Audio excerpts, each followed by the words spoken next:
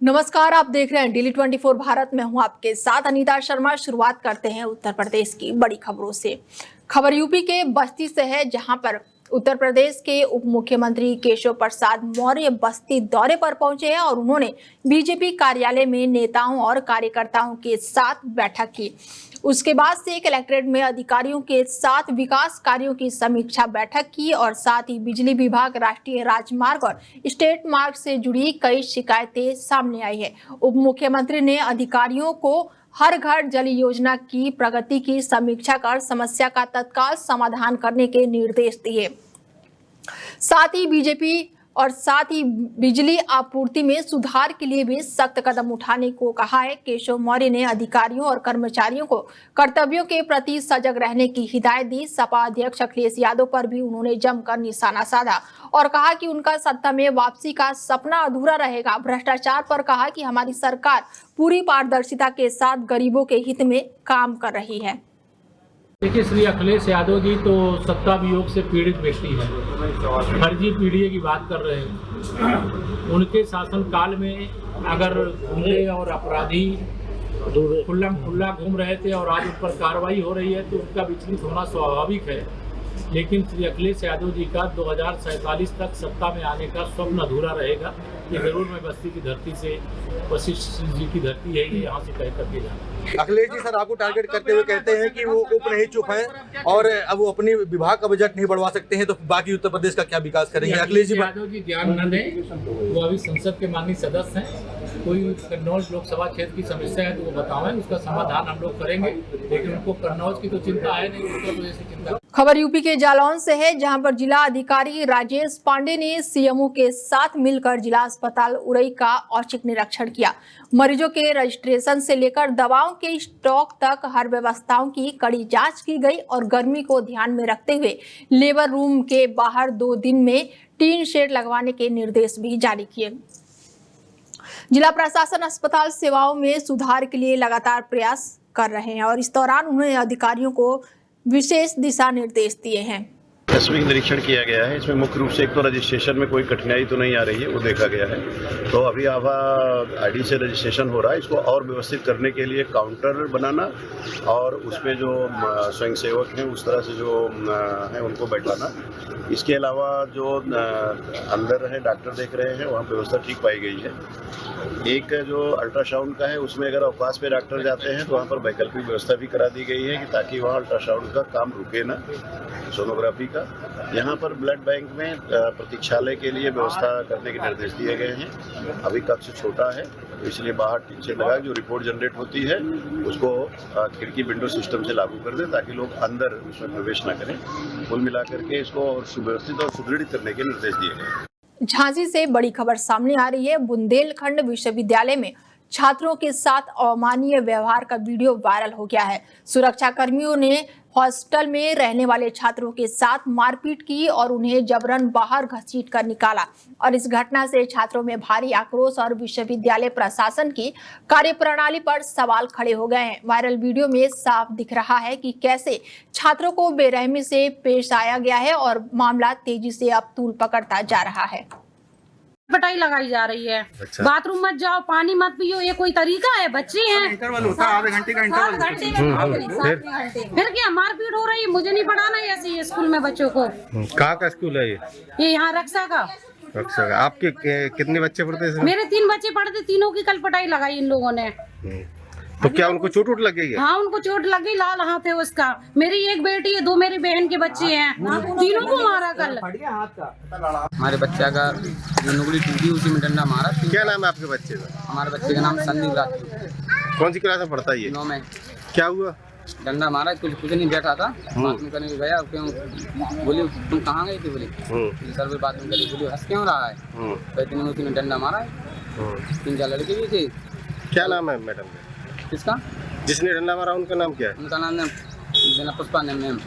कौन सा स्कूल है ये? ये मॉर्निंग पब्लिक। कहाँ का है? किस जगह बना हुआ है? जी राजापुर रोड पे। कहाँ पे?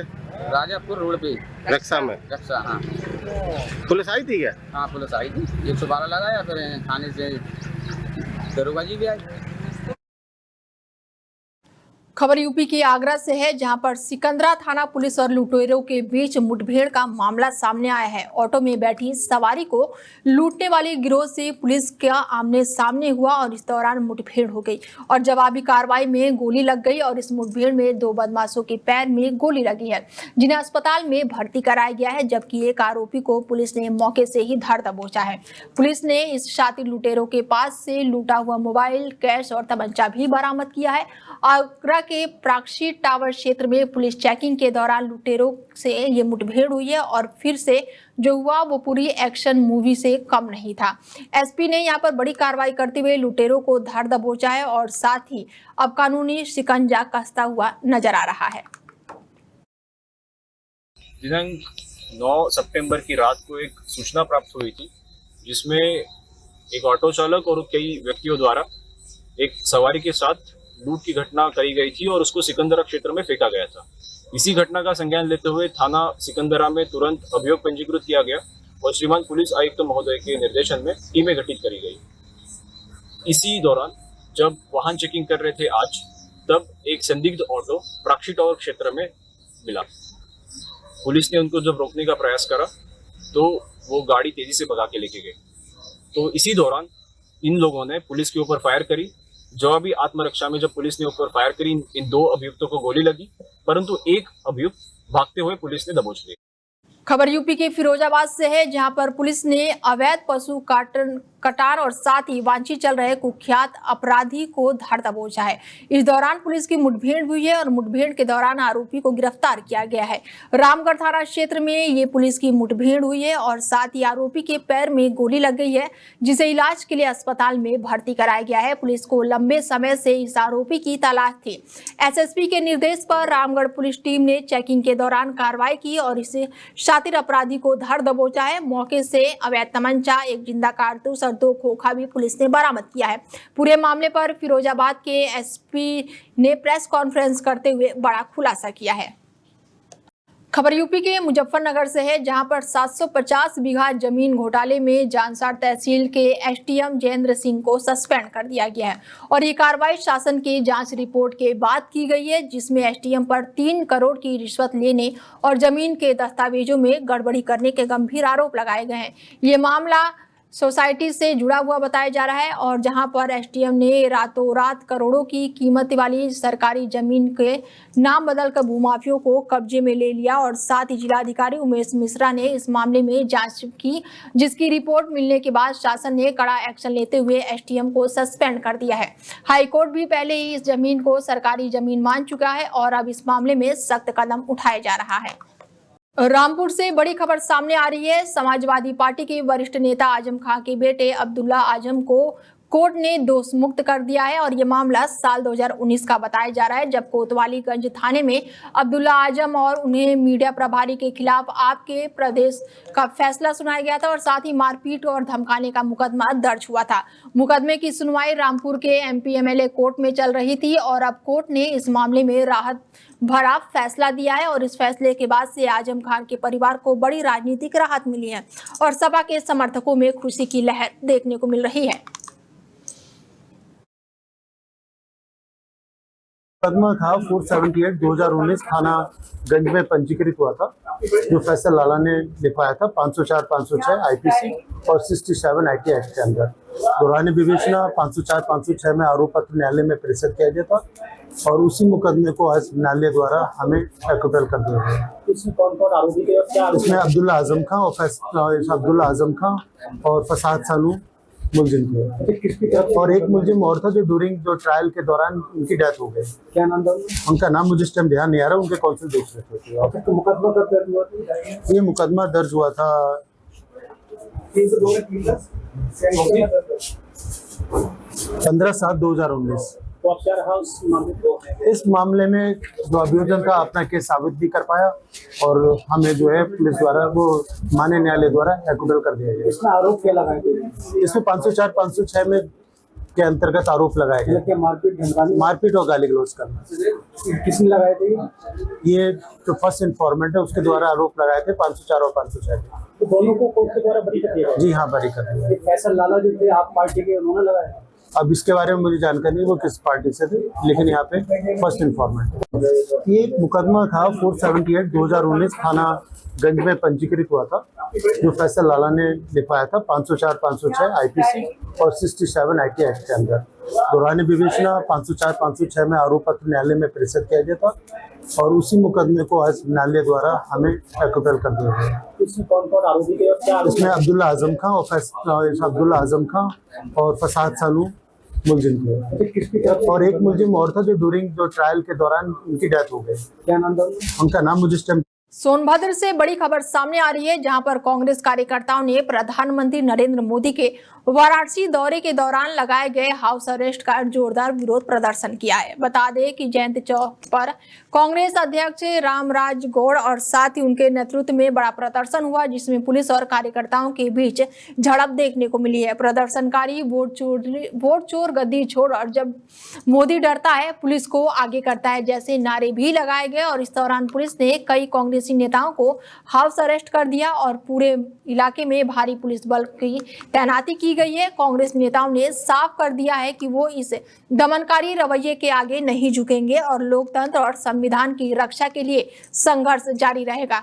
उन्होंने प्रशासन को चेतावनी भी दी है कि यदि दमन जारी रहा तो आंदोलन और तेज किया जाएगा। सोनभद्र के ग्राम पंचायत के राजस्व गांव में सफाई व्यवस्था पूरी तरह से ध्वस्त है। लगातार कूड़ा करकट जमा होने से इलाके में बदबू और गंदगी का बोलबाला है, जिससे स्थानीय ग्रामीण काफी परेशान है। बच्चों सहित सभी लोगों को संक्रमण का खतरा बढ़ गया है। क्षेत्र के पंचायत सदस्य श्रवण कुमार ने बताया कि कई बार सफाई कर्मियों की गैरहाजिरी और अधिकारियों की लापरवाही के कारण सफाई नहीं हो पा रही है। मोहनलाल नामक सफाई कर्मचारी को अगर ड्यूटी नहीं करनी है तो उसकी जगह नियमित सफाई के लिए नया कर्मचारी लगाया जाए। ग्रामीणों ने शुक्रवार को एकजुट होकर प्रदर्शन किया और अधिकारियों से जल्द सफाई व्यवस्था सुधारने और नियमित सफाई कर्मचारी नियुक्त करने की मांग की है। सरकार की सफाई को लेकर सजगता के बीच भी इस क्षेत्र में सफाई की व्यवस्था सुधारने की राह नहीं दिख रही है। यहाँ पे सफाई के लेके यहाँ पे मामला है। पिछले 4 साल से जो है कि यहाँ पे सफाई कर्मी जो है कि आते ही नहीं है। कौन सा गांव है? बरबसपुर, गुल्लीडांड ग्राम सभा का राजस्व गाँव बरबसपुर। इसकी शिकायत आप लोगों ने कहाँ की है? शिकायत जो है कि सचिव से भी किया गया। तो कई बार हम यहाँ के जनप्रतिनिधि क्षेत्र पंचायत सदस्य हैं, तो कई बार हम फोन के माध्यम से उनको अवगत कराया कि सर जो है कि हमारे गाँव में इस समय सफाई का कार्य नहीं हो रहा है। कोई भी जैसे कार्य होता है जैसे दीपावली या तो फिर होली का त्यौहार, इस पे हम लोग साफ करते हैं। जो है दुर्गा पूजा हम लोग स्वयं साफ करते हैं। इनको कहा जाता है तो वो कहते हैं कि हम ट्रांसफ़र करा लिए हैं, हम जो है कि नहीं आएंगे। क्या नाम है सफाई कर्मी का? मोहनलाल। क्या चाहते हैं आप लोग?